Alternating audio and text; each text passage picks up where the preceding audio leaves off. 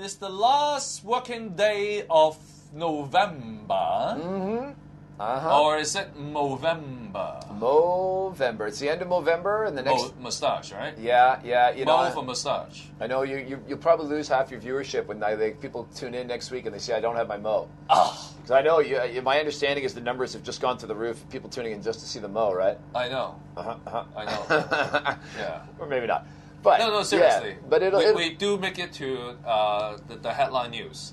Oh, really? On Monday. Oh, okay. Yeah, about our number of fans. Oh, fantastic! Interesting. Okay, great. So we'll see how things go after the Mo. So last day of the Mo, and of course I was doing this as part of the diplomatic corps group, which was led by a guy named Adam Everley, who's a vice consul, the American consul general, and he got the Americans rallied, and then he got the Australians, and then they came on board. The Chileans are in on this, and then Harbour Times decided we wanted to support. So we're supporting some great Mo's around the office, and oh, really? It'll be the end of the month. Yeah. So myself, my business partner, a couple of other guys we got working with us, and so it's coming up. It's movement. Not movement. It's a movement. It's a move. We are moving to the end of November. Yeah.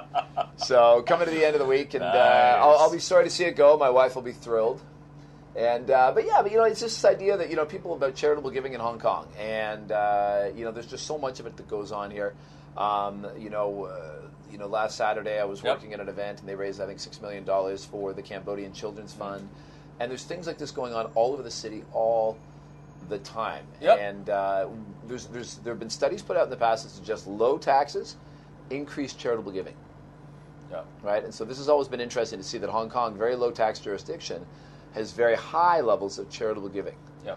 Interestingly, as this is broadcast, I think it's a Thanksgiving Day in the U.S. as well. The day after. Today's Friday, and I think the Americans do it on Thursday. Yeah. So we're in the middle as we are broadcasting. You're right. Back there. States, So the Americans are sitting down with a big turkey right about now. So we are talking about Thanksgiving. We should have had one here. Yeah. All right. But the Canadian has a different Thanksgiving Day, right? Yeah, Canadian Thanksgiving in is October. Absolutely. It's the second Monday Yep. of October. So with us, it's always, the long weekend right there. We don't have a day in between. We don't have to go back to work. So Thanksgiving, charity giving, in Hong Kong, we give every day.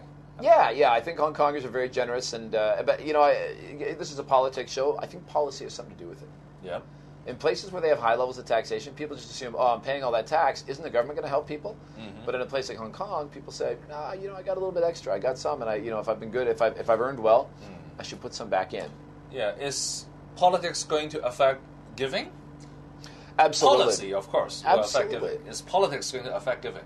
I think so. Yeah. Remember the Sichuan earthquake incident? Yeah. Oh, yeah. And people are reluctant to give to Sichuan's official, accusing the Sichuan's official of corruption. Oh, yeah. Remember?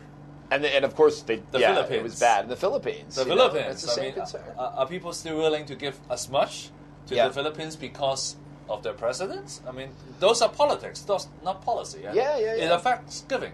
Absolutely. Significantly. Absolutely. The perception of how well a government uses money, if it is being channeled through government. I know that a lot of the groups of the Philippines, now, of course, people were upset about the bus thing, but another reason people weren't giving as much is because this perception that the Philippines is a kleptocracy, right? And a lot of the money will get stolen on the way down there. So people, a lot of organizations in Hong Kong were saying, we will distribute the goods, we will control the money, we will not give it to the government or the local governments where it could all get, picked off, which is...